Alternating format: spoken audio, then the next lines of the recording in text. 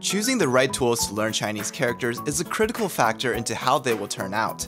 You could spend a lot of money if you really want to learn calligraphy, but for most people, it's not necessary to invest in fancy brushes or fountain pens to write Chinese. Today, I will compare 4 types of pens that most households already have and decide which is best for writing Chinese characters. 我们开始吧! Okay, before we get started, we have to first understand what exactly we are looking for in a pen.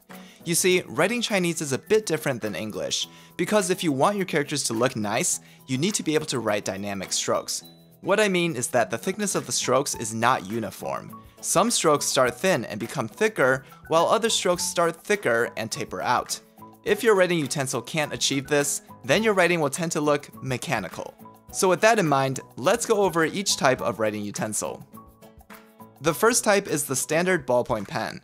Most people will know that the name is derived from the rolling ball at the tip of the pen, but in addition to that, it's important to note that a standard ballpoint pen uses oil-based inks. Oil-based inks are usually preferred because they don't bleed, even when wet, so the ink will transfer to whatever areas the pen point contacts and no more. However, this super clean transfer of ink also means that the thickness of the writing in ballpoint pens is very uniform, leading to very ugly hook strokes. In addition, the oil-based ink requires more pressure to apply, meaning if you try to use a light hand to write, the ink might not come out at all. Finally, the fact that the ink is oil-based means that the pen glides over paper with very little resistance. Too little resistance can make the pen harder to control, especially for curving strokes. So for those reasons, ballpoint pens are the worst pens to use for writing Chinese. The second type are gel pens. Gel pens employ the same ball and socket mechanism as ballpoint pens, but the key difference is in the ink. A gel pen uses an ink that is a blend of oil and water, merging the best properties of each.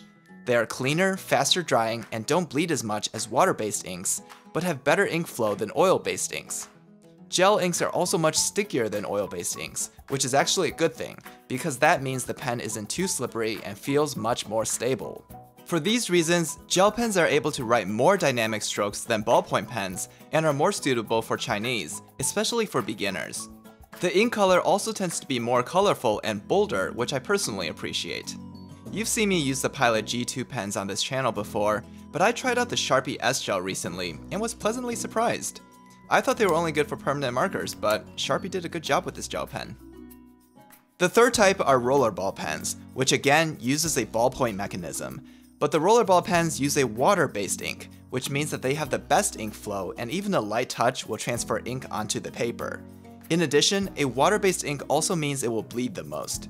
Using a slower and heavier stroke will allow the ink to bleed out more, so rollerball pens can actually write the most dynamic strokes. The disadvantage to rollerball pens is that they can bleed too much, often to the back of the paper as well. And you can see the increase in bleed compared to gel pens by how the edges of the writing are jagged and not as smooth as the gel pen's writing. So while the strong ink flow leads to more potential, it also means that they are the hardest to control. Writing with a shaky hand can lead to uneven lines, and if you don't lift your pen just right, you can end up with dots at the end of your strokes. By comparison, gel pens are much easier to use while achieving a somewhat similar effect. However, because they have the most potential, rollerball pens are my favorite pens for practicing Chinese characters, but only by a small margin over gel pens. This particular pen is the Pilot Precise V7RT, and it's what I'm currently using right now. The fourth and final pen is not exactly a pen, but just your everyday pencil. Even though a pencil doesn't bleed like water-based inks, because of the way graphite rubs off to create the writing you see, it is kind of possible to write dynamic strokes by varying the pressure and speed you write with. In addition, pencils also have a nice resistance when writing, which makes them easier to control than ballpoint pens. They don't bleed, making them more forgiving than rollerball pens. So a simple pencil is actually a very viable tool for writing Chinese characters, especially if you just want something basic and easy to use. This model is the Bic Matic Grip 0.7mm, super reliable and economical. Just a few of these actually got me through 3.5 years of college, and they don't break every month like Papermate pencils do.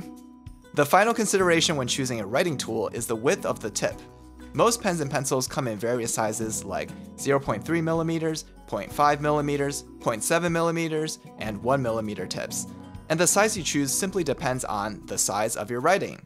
You might notice that most native Chinese like a fine tip because it's easier to fit in all the strokes when writing small in everyday life. But when you are practicing characters, it's best to write larger than normal. For example, the practice grids you saw in this video are around 2 centimeters tall. So I would stick to the larger sizes. 0.7 millimeters is the perfect size for me, and in fact, everything you saw in this video was 0.7 millimeters. My basic recommendation for writing Chinese is to stay away from ballpoint pens and use gel pens, rollerball pens, or even pencils, with my personal favorite being rollerball pens.